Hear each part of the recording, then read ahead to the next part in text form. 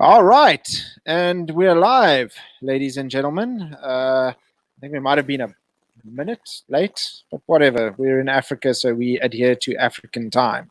So, welcome to another live stream of Reactionary Opinions, the most based and reactionary show on the African continent.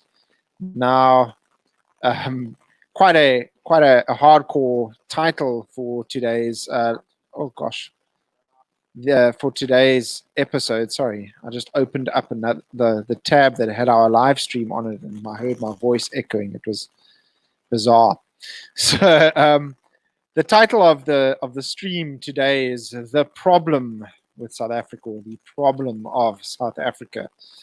And a lot of people are maybe expecting us to be talking about South Africa's problems and the issues in South Africa and stuff, and that's really not what the video is going to be about. It's pretty much going to be about the actual problem of the existence of South Africa. I remember that classic that classic meme that I made a while back where it says, name your favorite fantasy country and stuff, and it has like Narnia, Middle Earth, and then some other fantasy world and stuff, and then it has South Africa. So yeah, that's pretty much what we're talking about. The other one was Wakanda. Oh yeah, Wakanda. Yeah, there we go. Wakanda. Wakanda actually exists. It's called Liberia, and it's a shithole. Yeah. So so we're just going to sort of, we're going to be talking about the idea of South Africa as a country, and we've had this discussion before, and South Africa is not really a nation state. We're a nation full of states, I guess, or a state of nations or something. I don't know, but we're a whole bunch of different cultures and identities and ethnicities and languages and all these sort of things mixed into South Africa, which, in the lens, if you're looking at this through a globalist lens, so a lens of where everyone looks nowadays, everyone's an imperialist nowadays and loves the idea of multiculturalism and diversity and all of that. Diversity is strength, diversity is good, diversity is what makes the Middle East so peaceful, but yeah, it's all just globalist garbage and rubbish. It's not real stuff. But I think what would be a great place to start with this conversation is maybe just to break down the history of South Africa. In a nutshell, 1910 was when the four colonies came together or were annexed by the British, and the Union of South Africa was started. Is that where we want to start on this, Russell, or do we want to go earlier? No, let's not waste time with being earlier. I think just get straight to the point. 1910 is the pivot. So because there's a lot of other stuff, but I would just stick with 1910 as the pivot for discussion purposes. Yeah, so in case you don't know, before 1910 and the annexation of the Union of South Africa, there were four colonies. It was the Cape Colony, the Orange River Colony, Transvaal, and then there was the Natal Colony. Okay, and they were all independent.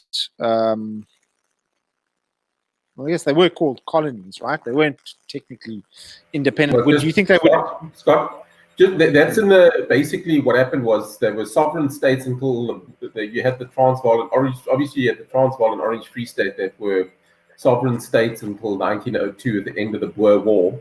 And then the Free State became the Orange River Colony, and the Transvaal Colony they then fell into that period of British Dominion. And then after that, after a negotiation, they formed the Union in 1910. Yeah. So those four colonies were annexed. Were they when they were colonies? Were they like Commonwealth, Russell? Like what were they? Were they just It was just basically administrative areas of the British Crown. So you even look at the flags, like the Orange River Colony had its own flag, the Cape Colony had its own flag, the Natal Colony had its own flag, and the Transvaal Colony had its own flag. So essentially it was all under British rule, but it hadn't been centralized yet, and that's what happened in 1910. Yeah, so 1910 they annexed South Africa, and these 4 colonies came together and were basically forced. Now, the most important thing to note here is that each of those colonies had their own distinct, I guess, ethno-linguistic patterns amongst the people that lived there. Specifically the I guess the Cape Colony, the Natal would have been more English, right, than the Cape Colony. Well, obviously, you would have English, and obviously, the Bantu groups are all mashed into this as well. So the eastern half of the Eastern Cape, the northern part of KwaZulu-Natal, the present-day KwaZulu-Natal, those are all Bantu areas. North of the Tugela River is basically still to this day known as Zululand. But then the Zulus that was all incorporated into the Natal colony after the Anglo-Zulu Wars. So they basically centralized. They centralized within the colonies, essentially. Correct. And basically, it was just a centralization in 1910. That's all you've got to really know, is that it was a centralization in 1910. So the right way to think about it isn't so much like the American founding, where a bunch of colonies got together and thought, "Yeah, let's sign on and join the Constitution." It was much more of kind of what you saw after the American Civil War, or I'm sorry, the War of Northern Aggression, where the defeated states were conglomerated into a larger polity, whether they wanted to or not. And you, of course, have the added spice in South Africa of having even more diversity amongst the different colonies than you did in the American states, which were basically entirely, either white Southerners or the former slaves, the freedmen. So it's less unworkable. Yeah. So essentially, okay, so they were annexed in 1910, okay? But along came, 1948 when the Nats won, right, Russell? That was you know more about South African history. Talk, Drew. Yeah, look, the basis is that obviously, the British thought, okay, well, listen, we're an empire. We like centralization. So they gave South Africa, we like centralization. So we're just going to put centralization on South Africa. You know what I mean? So it's all great. And also it was the stage at the time. They pulled the same move in Canada. They pulled the same move in Australia. And they said, oh, what the hell? We'll just do the same thing in South Africa. Because it was at the same time, Australia and Canada also kind of formed their union as well.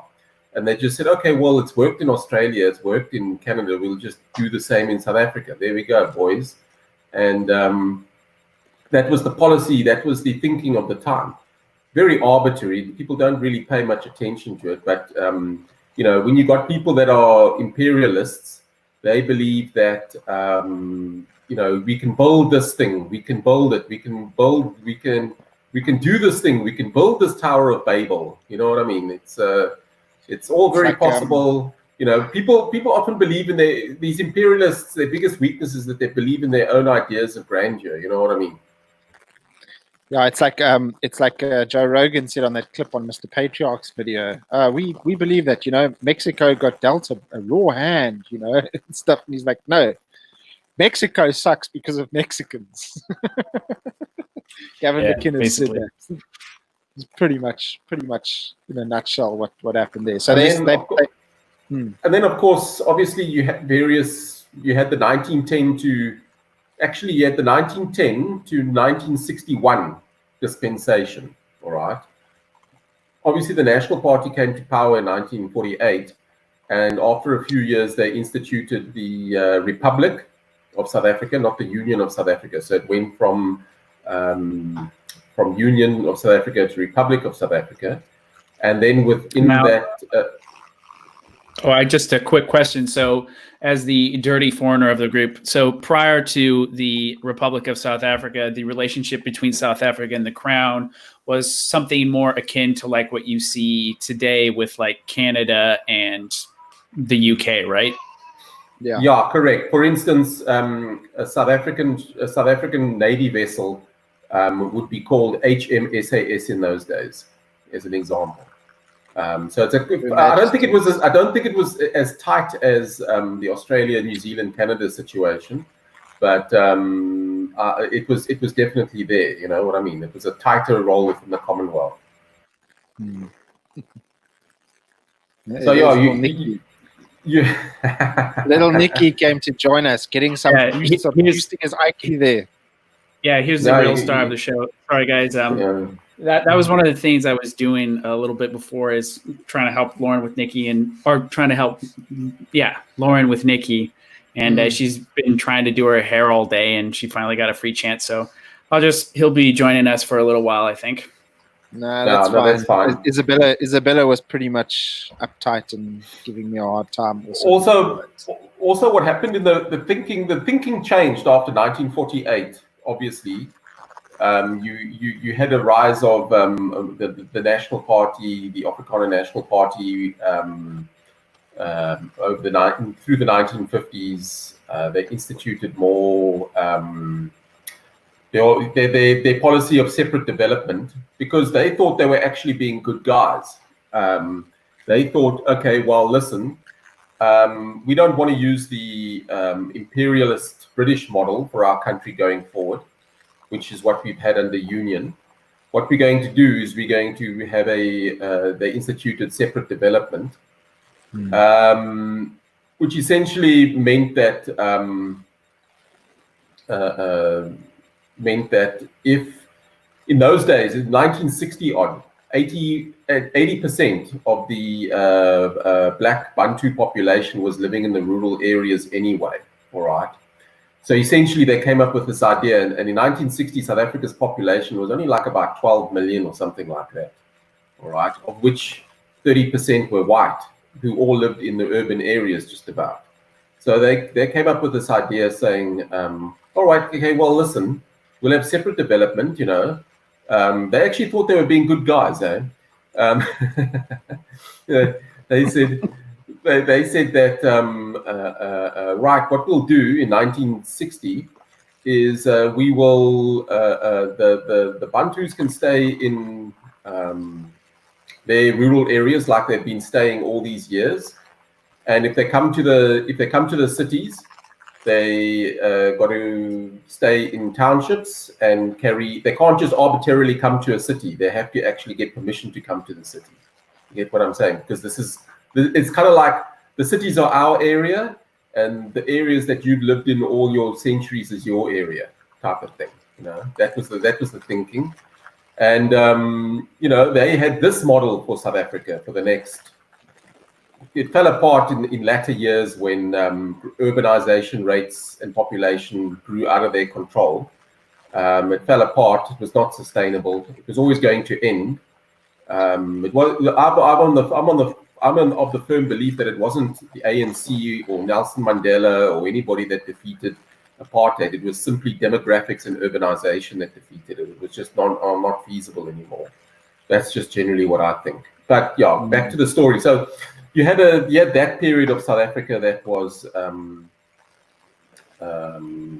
kind of also a centralized form of control. You know, so it was a less imperialistic model, but still a matter of matter of force. So it wasn't that the Black Bantu population had any real say in the matter. You know, they had to go along with this whole thing, whether they liked it or not. You know what I mean? And that was also an issue. So the broad picture is, right from South Africa's history, from end of the Boer War, basically has been one of enforced centralization on the masses of people, despite their differences linguistically, ethnically, religiously, culturally, etc. So it's always been one of expecting everybody to get along. And then obviously from 1994 to date, we've been under the dispensation of the centralized liberal democracy, where we now believe that everybody, this democracy, this liberal democracy and Bill of Rights is all sufficient to make everybody happy in this glorious rainbow republic. So those are the kind of what's that? 1, 2, 3 sort of time epochs of the last 120 years that we've kind of dealt with. And at no stage have nation and boundaries been formed by nations coming together and actually negotiating something. It's been done always very unnaturally. So my sort of thinking is people wonder why today, even in spite of a liberal democracy and Bill of Rights, why we've got so many race-based laws in South Africa. Well, the reason is you're trying to do something. Same reason why there's always been race-based laws in South Africa, because you cannot expect. It's unnatural to expect a group to sacrifice their interests in favor of giving appeasing other groups. It just doesn't work. Without a boundary, it's not going to work. You're asking far too much of the natural order of things to exist. So race-based laws are going to stay around in South Africa for as long as South Africa exists. Yeah, so I think the what's interesting to note there, Russell, is that through those all three of those epochs, as you mentioned, the 3 times that we were broadly centralized and stuff, it was all just sort of things that were trendy at the time, like you said, with when in 1910 it was the crown, and that was what the crown was doing, and that was like the in thing to do, because probably around about that time would have been the peak of well, not quite the peak, but the tail end of the crown's the British crown's heydays, the Dominion, and then yes.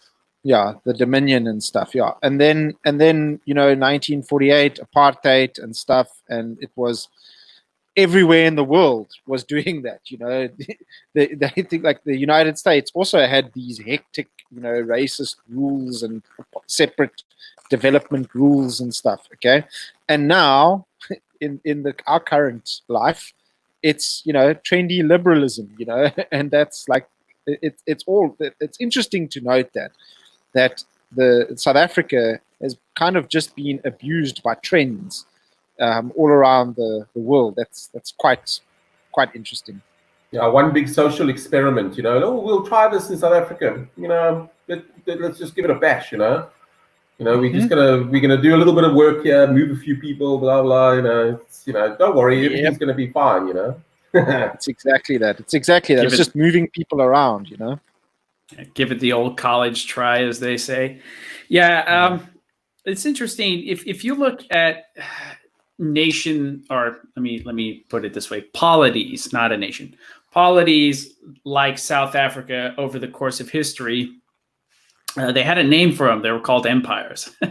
So if you had a multi-ethnic, multilinguistic territory, which is what South Africa is, with a centralized government which administered it, those were empires. Because,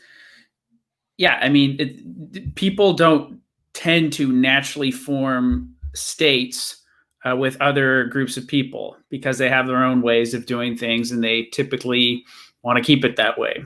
And where you get diversity, you get strife. So diversity is not our strength. As despite what Justin Trudeau may have you believe. And you see this all over the world, like you guys were saying. So for instance, in Malaysia, they have basically BEE for Malaysians, but it's for the majority Malaysians at the expense of the Chinese minority. So you're having a very similar thing play out there where the Chinese are going there, they're kicking ass, they're out competing the Malaysians, they're overrepresented in industry. And the Malaysians, they vote for policies that sort of disadvantage the Chinese at their benefit, supposedly.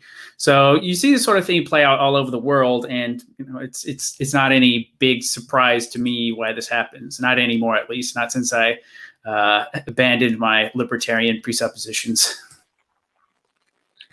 Yeah, But, not since you got Mr. Patriarch, groups don't exist, man. Groups, we can, as long as everybody's just got individual rights, you can issue individual rights from a liberal constitution and Bill of Rights, and everybody can just adhere to it, and it's simply amazing. Yeah, groups don't exist. That's so silly of me. I mean, I should probably go out to Mitchell's Plain after this, and then run through Kailicha and tell them that they're all the same and they need to get along and stop fighting. Yeah, I think that'll work.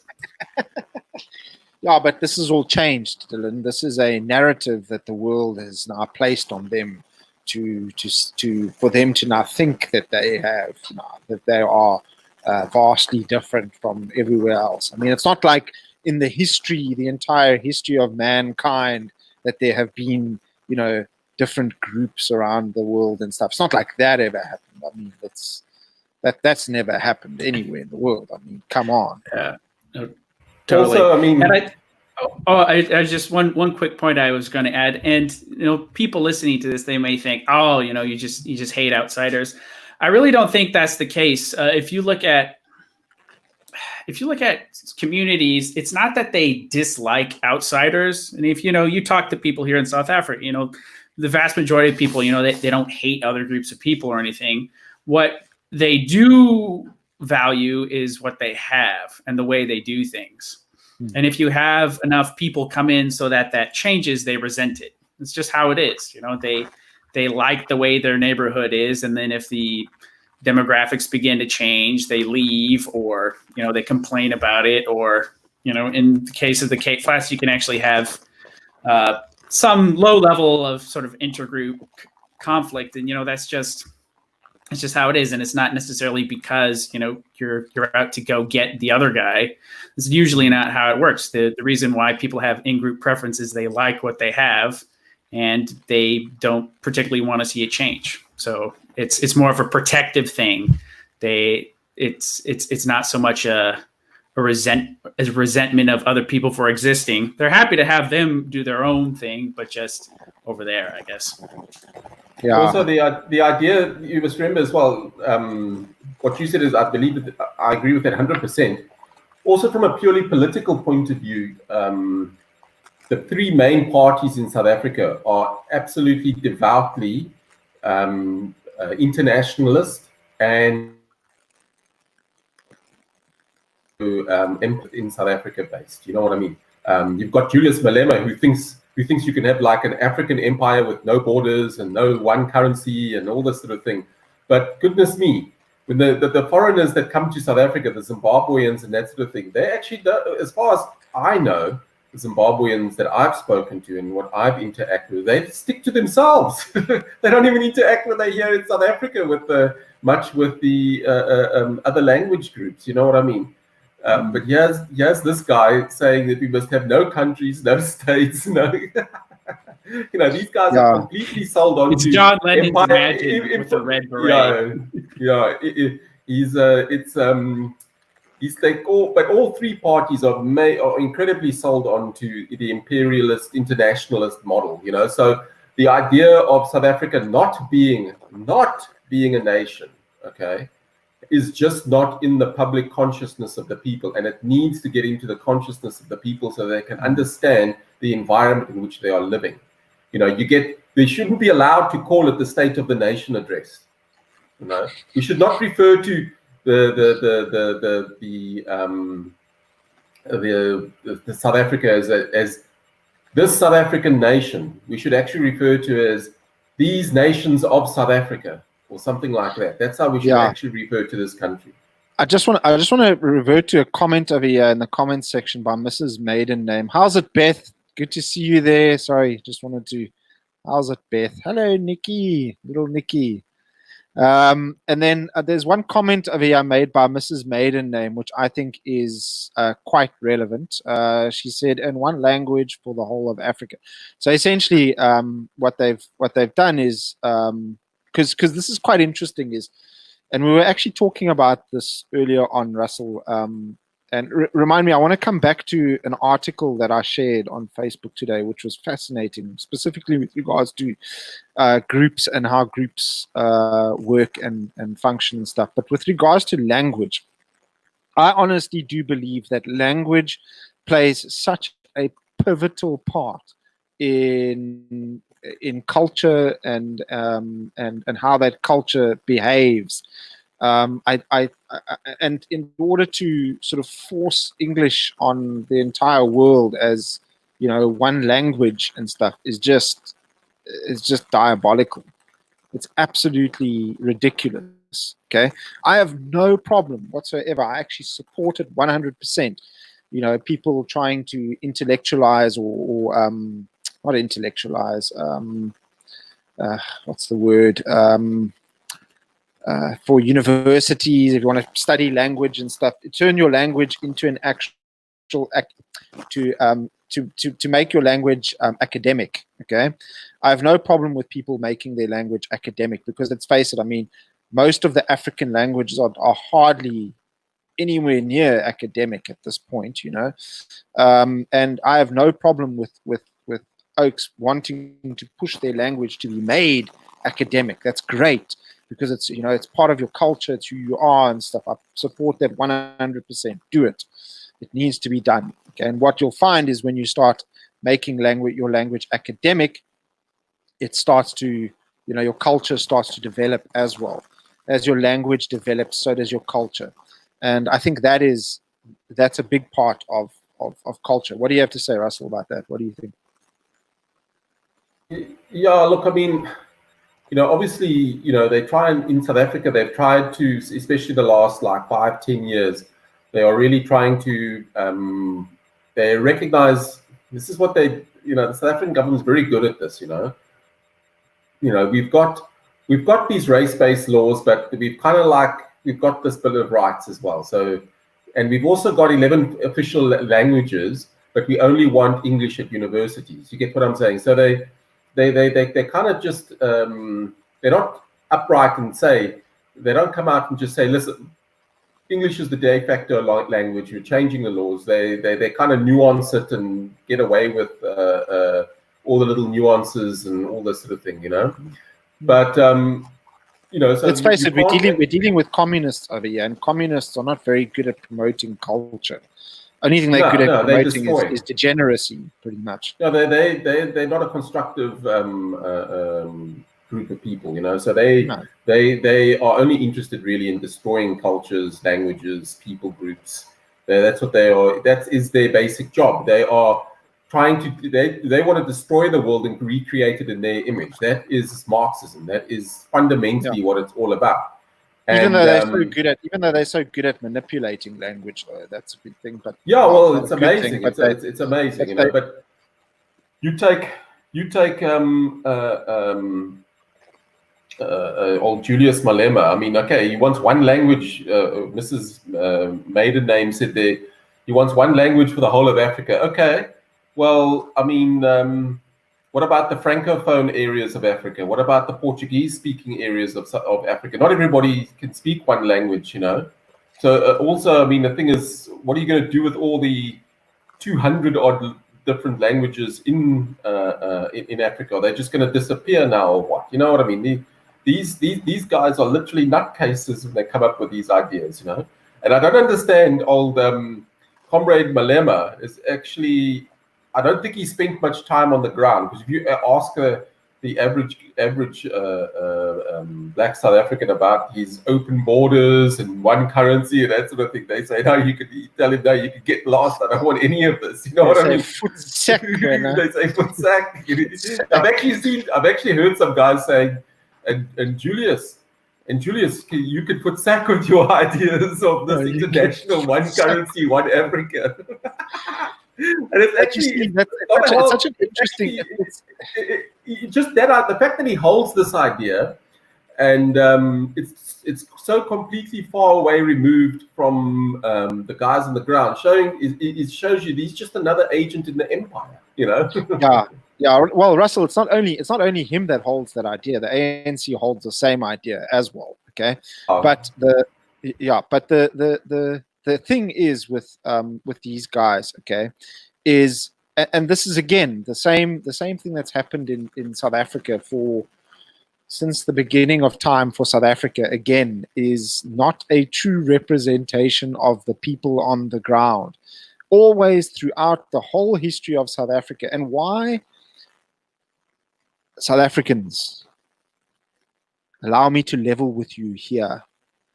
Why, oh why are we still living in this bizarre dream world where we think that politicians know even the slightest thing that is going to help us and going to make us, put us in a better position? It is the most, it's like I say, South Africans are abused spouses. They are abused spouses. They suffer from extreme Stockholm syndrome. And Oaks we need to start getting these ideas out there. These ideas that the government's ideas are like diabolical and absolutely, horrible. Yeah, and as you say, it's never been representative of the country. I heard a few years ago, it was an interview with Tony Leon, and he was quoting somebody else where he said, what we've done in South Africa is impose a liberal constitution on an illiberal country. And that's actually very true. Once you get out of, the nice leafy suburbs of Cape Town and Johannesburg, it's not a liberal place at all, not in the way that the people think and so on and so forth. So, yeah, the idea that, yes, we're going to impose one system on everybody and it's going to work out fine just seems farcical to me. And Nikki agrees too. Yeah, Nikki says, nah, we're not having this communism rubbish. That's high IQ. Well done there, Nikki. But yeah, that's so I want to just talk about an article that I read, which kind of ties into this whole idea, this whole liberal idea that people seem to people are individuals and they don't groups don't exist and all that other rubbish. So it's a brilliant article. I shared it on Facebook. I'll put it I'll put it in here. I'll put it in the chat. I think I can put it here. But it's a brilliant article. Okay. Basically what it's about is in the 1950s, during the Korean War in the US, there was this basically the US had never even in World War II, I mean, even the Japanese soldiers that they imprisoned was hardly significant at all. I mean, they'd never really imprisoned people in an international war or anything until the Korean War. And in the Korean War, what they did is they ended up with, I think it was probably about, in the article it says, but it's probably about 80 to 100,000 of these POWs, these Korean POWs. And what they did is they actually put them on an island, and they separated the island into 4 different, encampments. And what started happening is these oaks started, banding together in groups and forming these communist groups around the islands and stuff, and started like arming themselves with like sticks and stones and all kinds of crazy things. And they started attacking the guards on the island.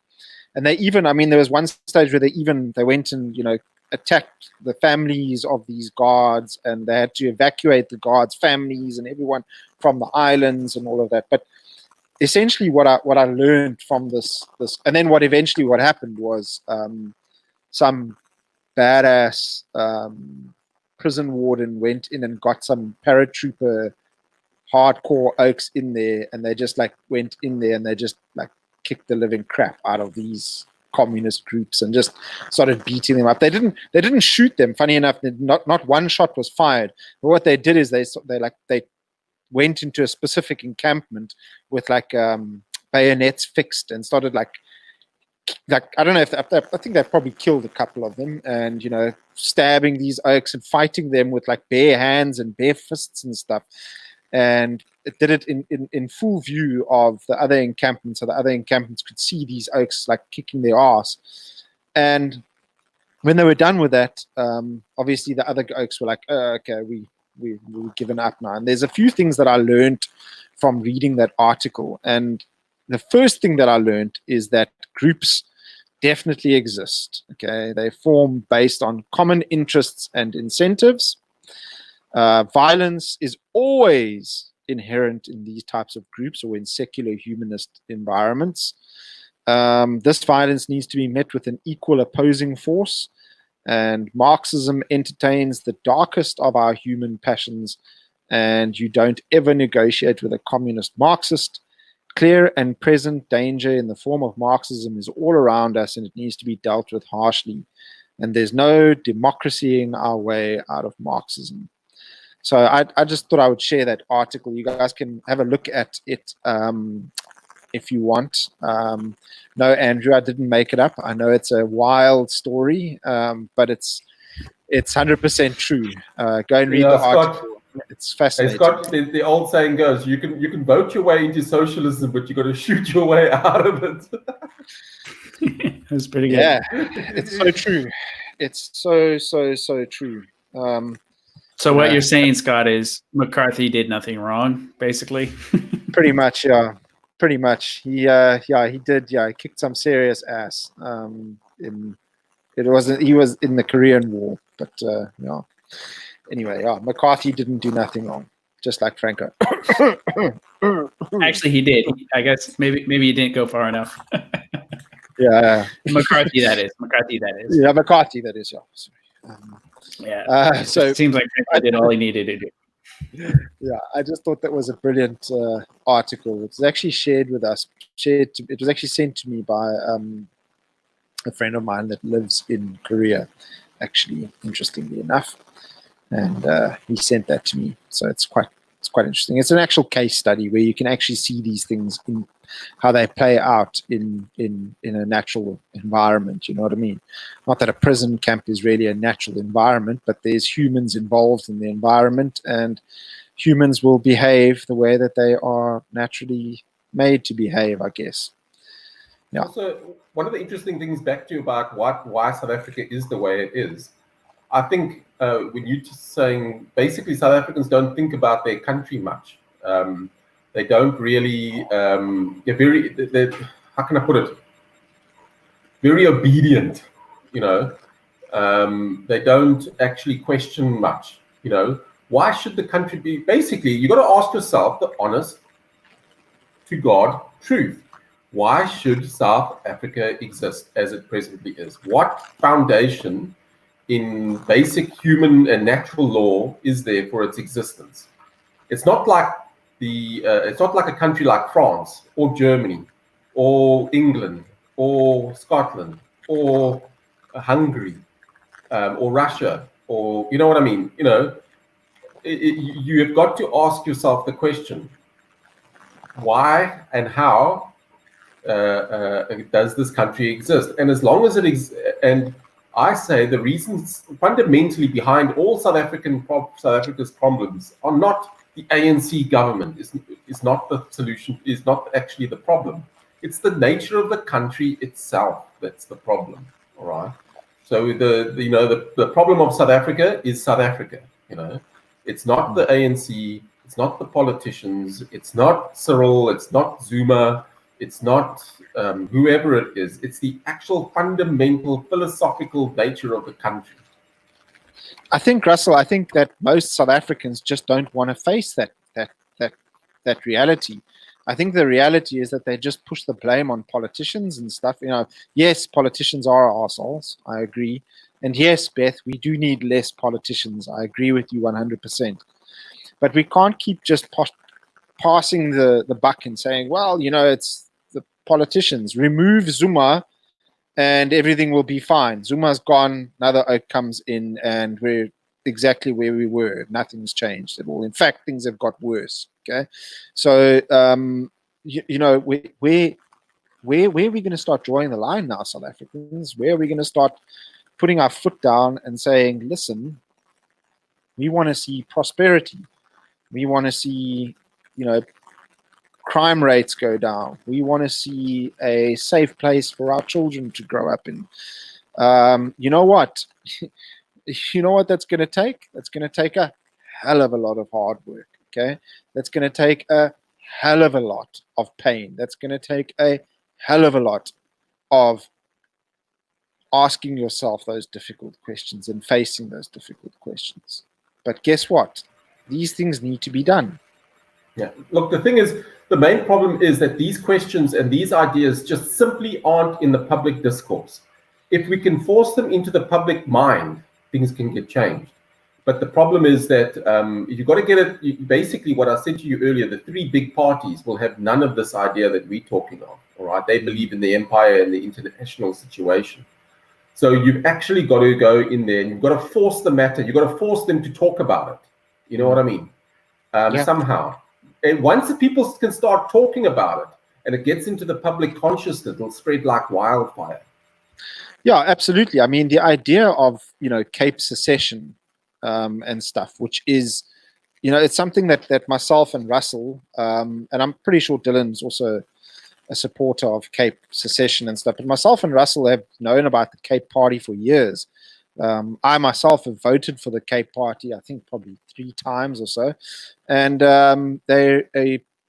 these guys saw the nature of South Africa was wrong. It wasn't supposed to be like this. Okay. And they decided to, do something about it. So we need to now start realizing that South Africa, as it is a cock up. Okay, it's not how we're supposed to be living. It's just not. Okay, I can't afford, my ass is on the line over here, and I can't afford any cock ups. That's your cock up, my ass.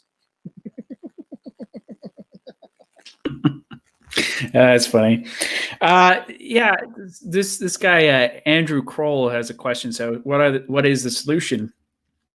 And that's the $30,000 question, I guess. So, on the one hand, I feel like, okay, so South Africa, as it currently exists in terms of like a bordered state, in my mind, could potentially work if you had a much more decentralized Confederate style system or like a canton sort of scenario with a weak central government that had limited delegated powers. I feel like that could potentially work. But the problem is that states tend to grow over time. We've seen this.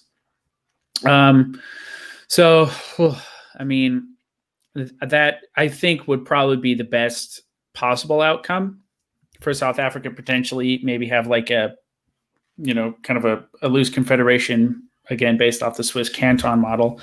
But the problem is I don't see how you do that within the current confines of the South African Constitution and with the political and opinion-making apparatuses being set against it.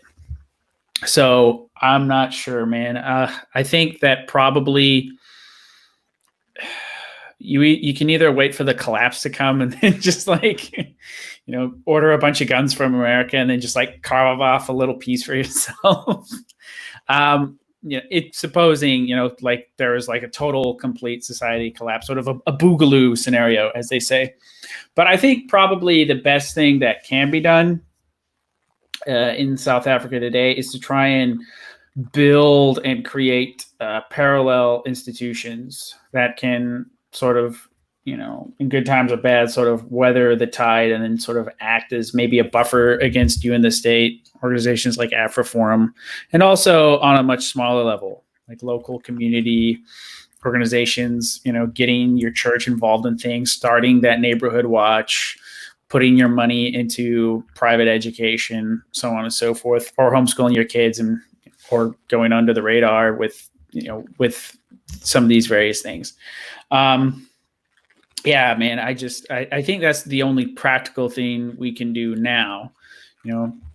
Have kids, strong families, community involvement, parallel institutions, and praying to God that it all works out.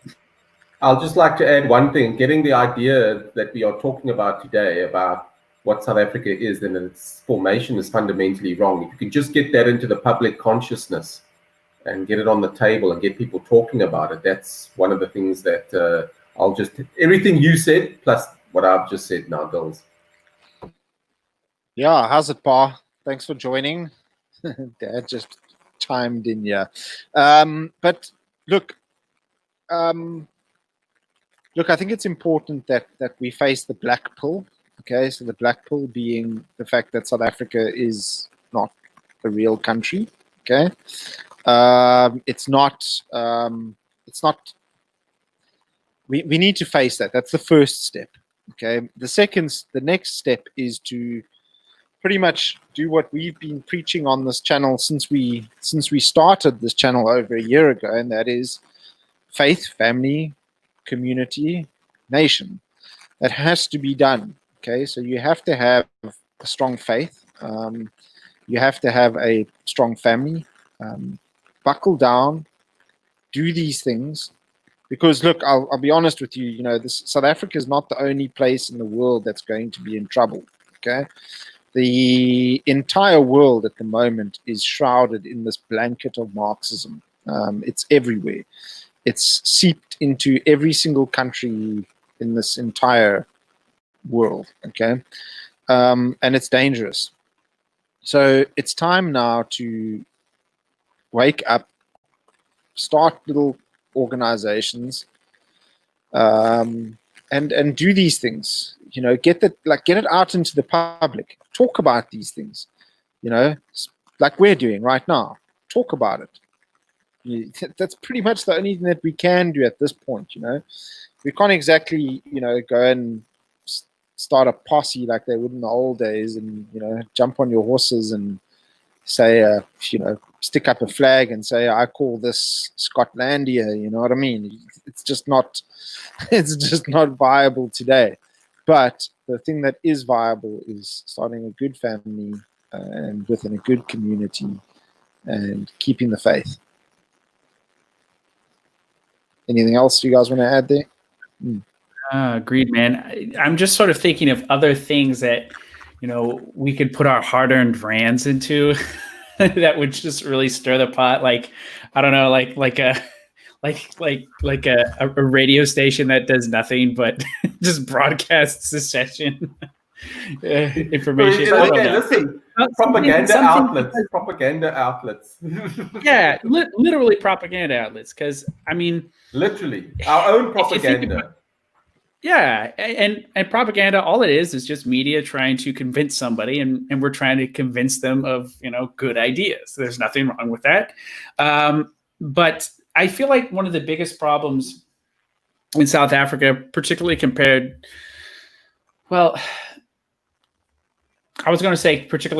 to the United States, but it's pretty bad there too, is a lot of these ideas, they just don't get out there. And if you talk to normal people, they hear it and they think, like, yeah, that kind of makes sense. But there's just no, the conversations we're having here, and the guy, living in Kuils River or Kraaifontein, he's not hearing this. And I'm just wondering how effectively we can sort of build organizations or find ways of getting these ideas disseminated, because that really is the key. And I'm just not quite sure in the South African context how the best way is to do it. I know in the United States, internet is huge. And a lot of people, as more and more time goes on, are getting more plugged in and more skeptical of, you know, what they hear on the fake news, as it were. But yeah, South Africa, that's still, I think, kind of a distant thing for most people, and sort of seeing how trying to find a way to sort of change that in the South African context, I feel, is probably our next big challenge as a movement. Yeah, so something that myself and Russell spoke about quite a lot is doing town hall talks. So, you know, every sort of community over here has a town hall. Every suburb has a town hall. I mean, we have a town hall just down the road from my house. It's not expensive to rent. Myself and Russell could probably afford to rent the place for a few hours or whatever it is, and do these town hall talks. You know, talk to the people, get the people in there, and talk to them.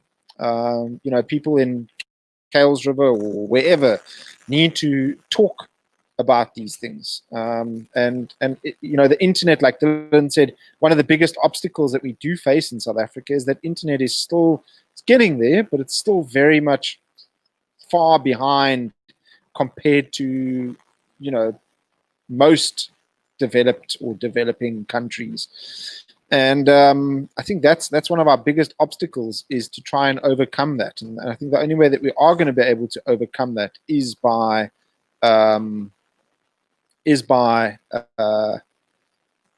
doing these actual one-on-one talks. Hang on, I think there's a comment over here by Mrs. Maiden Name that I think I'm going to like. To my mind, the biggest problem is the white liberal chattering class. They police and shame and shut down anything out of their cognitive zone. I think you're bang on there, Mrs. Maiden Name. We're really not big fans of white liberal chattering class either. So I think you're pretty close over there. They are basically the you know, the Karens of the world. They're the biggest stumbling block to change. They don't like me very much. In our corner of the world, I would tend to agree.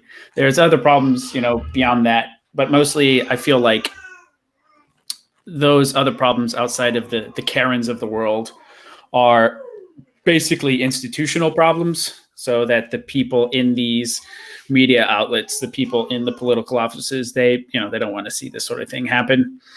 But the average people, I feel, would be pretty receptive to this kind of thing, sort of more sort of self-autonomy. But yeah, I don't know. It's funny you were talking about doing town halls. I was joking around to Lauren the other day about doing a tour of churches in Mitchell's Plain and just like doing fire and brimstone stuff about like the dangers of drugs and single motherhood. I could see myself really enjoying doing something like that. But yeah, no, just I think in real life is very important. So getting in touch with like-minded people, maybe people sort of adjacent or just curious folks, and, you know, maybe even offending the Karens, if nothing else, making them a little more uncomfortable is reward enough, I would say. Yeah, well, I mean, let's face it. How did they do it in the old days? I mean, geez, it's not like the internet was always around. I mean, come on, people's minds were changed in the old days as well. You know what I mean? The idea that people, I know I harp on this, but the idea that people think any differently today than they thought, you know, 100 years ago or even 1,000 years ago is just absurd, you know. And the reality of it is that people did it, you know, 100 years ago. By what did they do? They went and they spoke at town halls or you know, beer halls, you know, as well.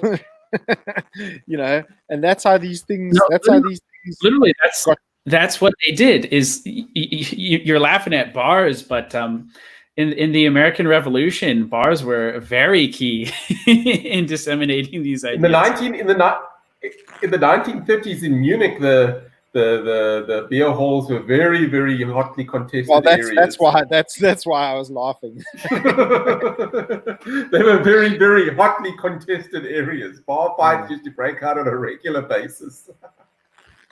Yeah. So what John Pontes made a good comment over there. How's it, John? Good to see you, man. I enjoyed your video, by the way. Go and check out John Pontes' channel. He had a couple of cool videos. The No More Christian Nice Guy video. I like that.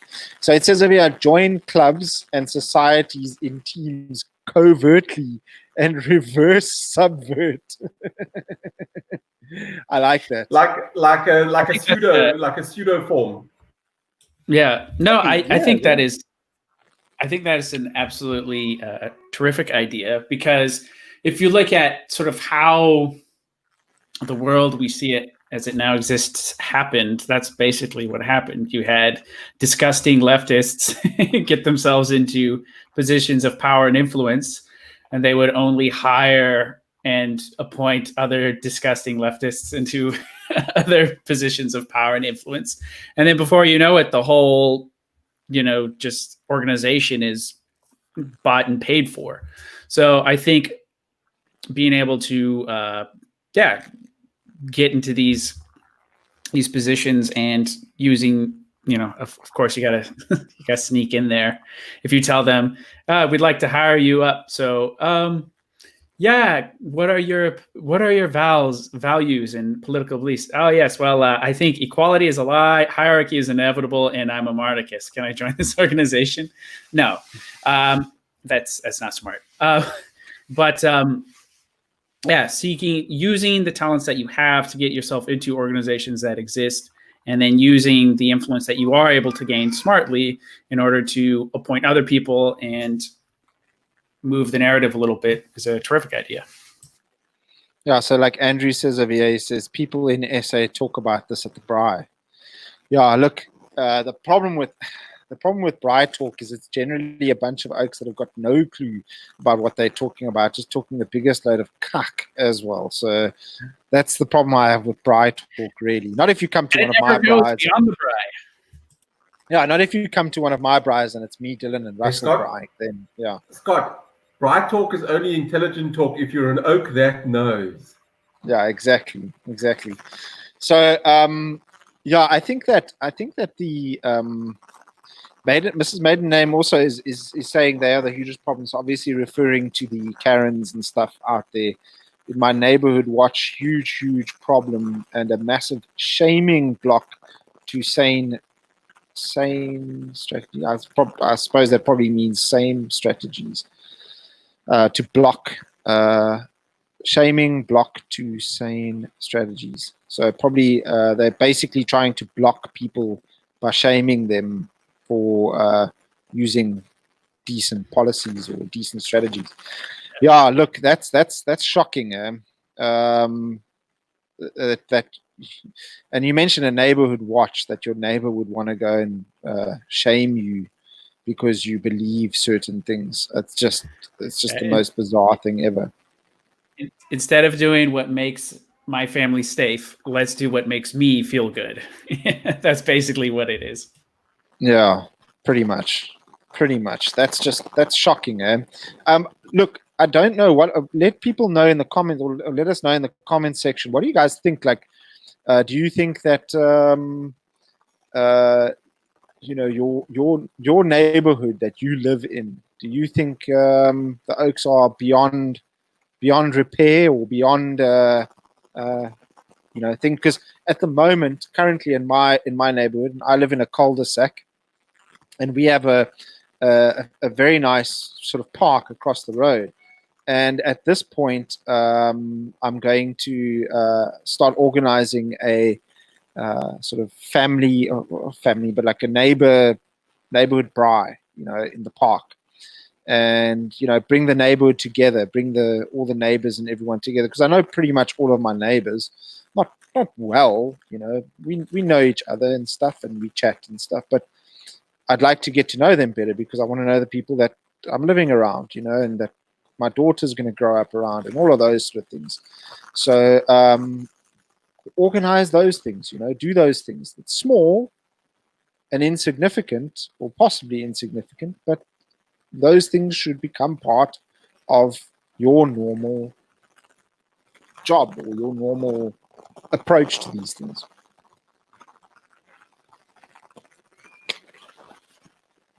Anyone else want to add anything there?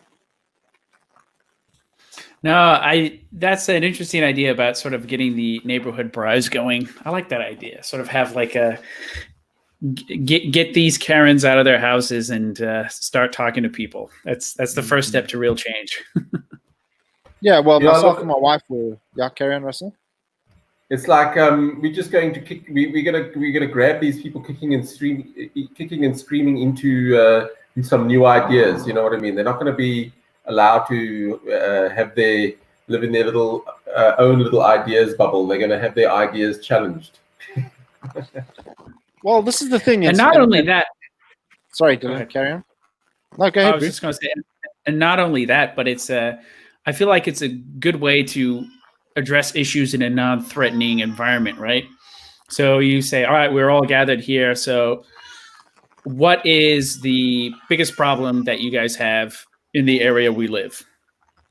And then, oh, this, that, that's that. And then you sort of use that as a springboard to find ways to address those issues.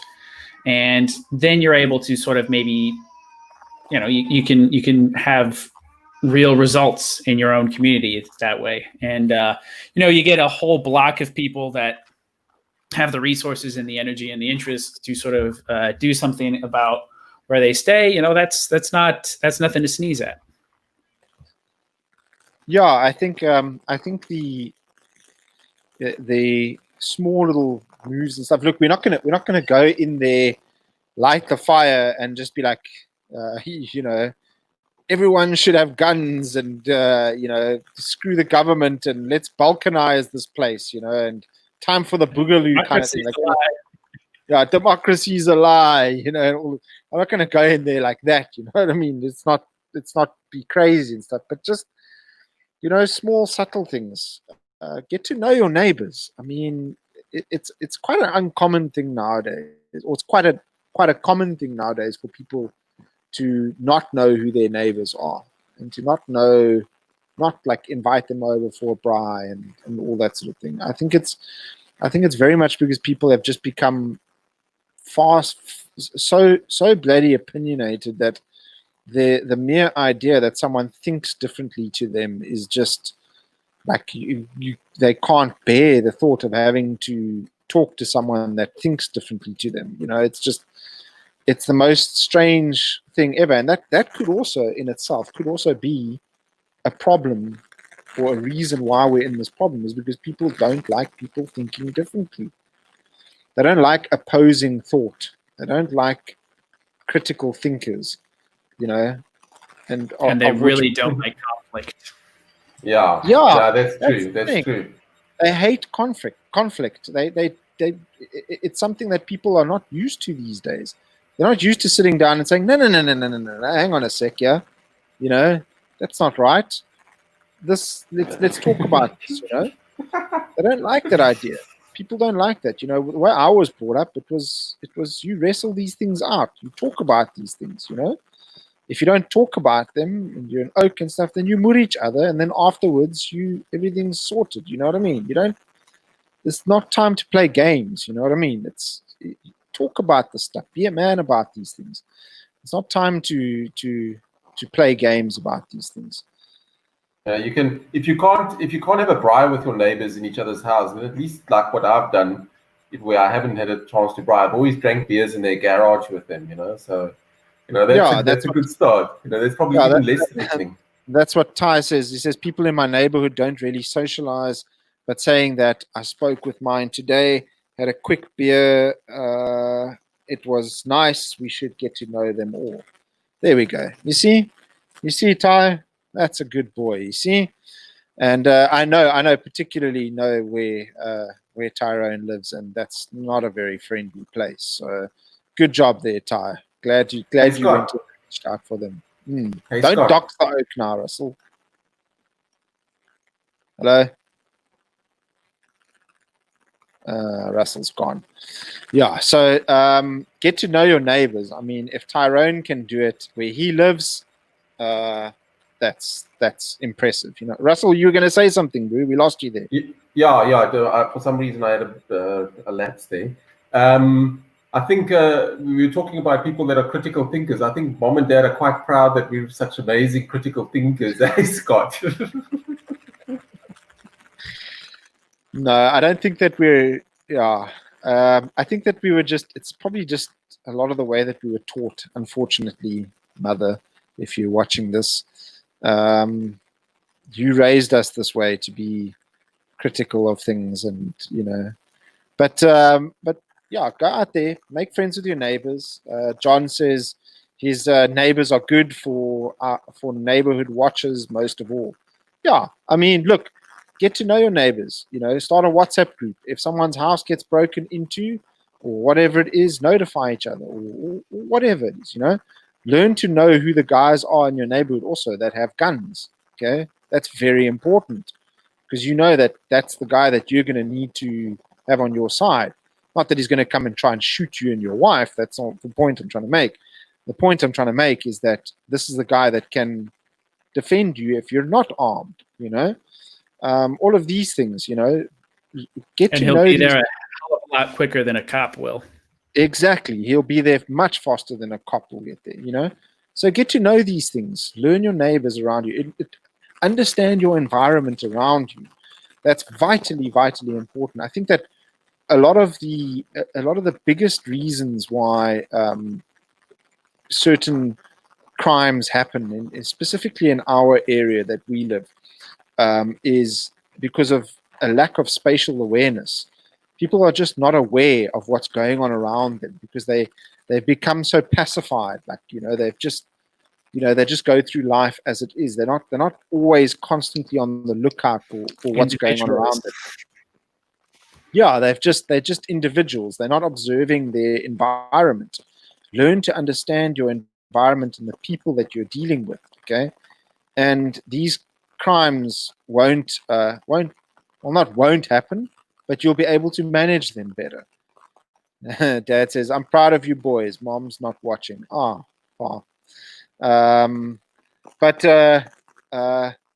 Andrew says you may be labeled a racist like AfriForum. Are you prepared for that? Look, bro, if you're not being called a racist on a daily basis, you're doing something wrong. You know, it's the same as if someone says to you that you're a Christian or whatever, and you're not being called a bigot or a religious zealot or a Christian fundamentalist or whatever it is on a daily basis. You're doing that. You're doing something wrong. See what John says over there. He says, "Too late for me, Andrew. I'm racist, homophobic, and anti-Semite."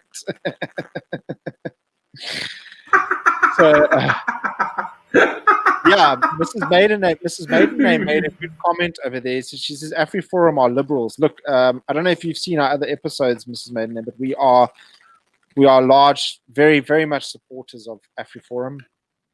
I'm not sure if I would call them liberal, but I think that a lot of the guys that work there, I wouldn't really call themselves liberals, but I think they do fall under a sort of a liberal framework, if I can put it that way, because they work very much within the Constitution and stuff. But I know a lot of the guys personally that work for AfriForum, and I don't think they would call themselves liberal. As Mao called his brand of communism, communist with Chinese characteristics, I would call AfriForum's liberalism with traditional or conservative characteristics. So it's much more of the kind of thing that you'd find like in earlier American conceptions. And the thing too is that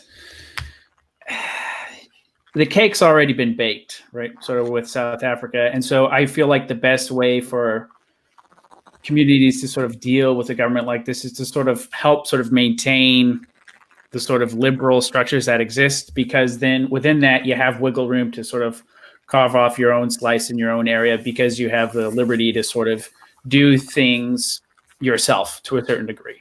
And I feel like that aspect of it is important. Yeah, definitely. I think that sort of flexibility within a liberal constitution and stuff can actually provide you some sort of leeway in order to carve out your own patch of the world, like Orania, for example. It's Russell, called you wanna say something? self-determination. It's called self-determination. Yeah, and Afrikaans Oaks are brilliant at it, so learn from them. Yeah. Well, Now look, we the just thing need is- to build the Karens, and then we'll have the English guys on our side. Yeah. Yeah. So what do you guys think? I I think it's time. I think it's time for Anglo Forum to rise. Yes. Anglo. The biggest problem with being like myself and Scott, who are historic Anglos in the African context, we're not related to the crown. We are white and we speak English. The biggest problem with us is that we're white and speak English. You know, We're basically children of universalism. yeah, and the problem with that is that it's very difficult to differentiate yourself because because of the universalist nature of the English language, it's so pervasive everywhere. So you cannot go and say this is my corner of the culture type of thing. You get what I'm saying? It's difficult to stand out, and that's the problem with being white and English in South Africa. Yeah, there is, however, an argument to be made about the 1820 settlers, the culture that's behind that, the sort of agrarian nature of guys from the Eastern Cape and the and KZN and that sort of thing. You know, English oaks that are solid, just sort of Plaas boytjies. So very much culturally, very much like the Afrikaans oaks, because they're spawned out of the frontier life, and I think there is a potential for a almost like a revival of English historic culture, and when I say historic culture, I mean complete with iconography and all of that sort of thing. So complete with English Anglo historic heroes in South Africa. I think there is a case to be made for that, and I think that because that's how the Afrikaans oaks do it. They've got these heroes, they've got these Afrikaans heroes, and they've built their culture around that heroism and that ideal Afrikaans man and stuff. And this will no moet wees, like that's, and I think there is we just need to figure it out. An Anglo history or an Anglo hero. We don't have a Generaal Chris de Wet, you know what I mean? We don't have one of those figures, or Koos de la Rey, or or de Wet, or or a Paul Kruger or something. We don't have those sort of figures. But you know what? Talking about looking after your own groups and stuff. Sorry, I just want to mention something yet. Sorry, Dylan. I was just gonna laugh and make a joke. I'm like, you guys have Cecil Rhodes, but he might not be something to brag about. No, we don't actually have him. He's a universalist. He's an imperialist universalist. We don't actually have him. That's not the guy we want. No, take him away. We don't want him. Not because I'm scared of being associated with Rhodes. Rhodes has got nothing to do. He's just too international and universalist. He was part of empire. You get what I'm saying? And this is the problem with being English. And you cannot distinguish yourself from this blimmin' empire. Yeah, that's the thing is we're gonna have to come up with some sort of story that totally distances ourselves from the crown. You know what I mean? And it's gonna be very difficult, you know. And it will be, you know, look, we should seriously start looking at this because, you know, it'll be an interesting cultural pathway to go down. Because it'll essentially what it'll do is it'll determine whether this whole entire story is worth fighting for as an English South African or whether it's not. You know, that's the whole thing. You know, whether, you know, we're going to stay here until the road gets too bumpy and then we're all just going to piss off to New Zealand or Australia. You know what I mean? Those things need to be spoken about. No, and I think you're touching on something that was important earlier on. I think there's a big difference between being an immigrant and being a settler, right? So that's the same thing in the United States. So a lot of if you look at voting patterns is the easiest way to look at this. So if you look at the voting patterns of Americans who have settler heritage, who were part of the 13 colonies, who tamed the land, who built the cities and all that stuff, they still tend to vote rather conservative and whatnot outside of the large metro areas, just because I think large cities have the habit of kind of wussifying a generation. But they still tend to sort of have these old settler values. And I think you have the same thing in South Africa. So maybe the magic sauce in South Africa for the Anglo-South Africans is to maybe tap into that, right? Be like, point to East London, be like, yeah, we built that, you know, or things of that nature, that we have a lot of influence on sort of the way South Africa is, the structure, the legal framework, the constitution. We built these, you know, great cities and so on, whatnot. And we have a lot to be proud of as far as what we brought to the continent, brought to this country. And this is something that should be embraced. And, you know, we're proud of who we are. And our ancestors came here and we are largely responsible for making this place what it is today, particularly the good parts. So leaning on something like that, I think would be, you know, stir up a good bit of local nationalism for you poor Anglos. Yeah, I think Dylan's bang on over there. We'll have to seriously look into that. Because maybe that could be our next one: strategizing how to create the nationalist myth for the African Anglo.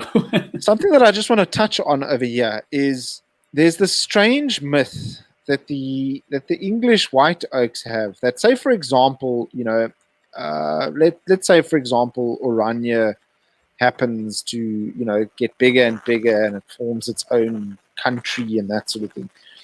These oaks are not going to give a crap about us Anglo oaks and stuff. They're not going to care about us. You know, they're going to look after their own people first. Okay, that's obvious. Okay. And who's gonna save us? You know, I'm not saying that necessarily, you know, the Afrikaans oaks are going to be able to save themselves or whatever it is. Okay, I'm just saying that if they are, okay, who's going to save us? You know, because they're the oaks with the plan. We don't have no plans. You know what I mean?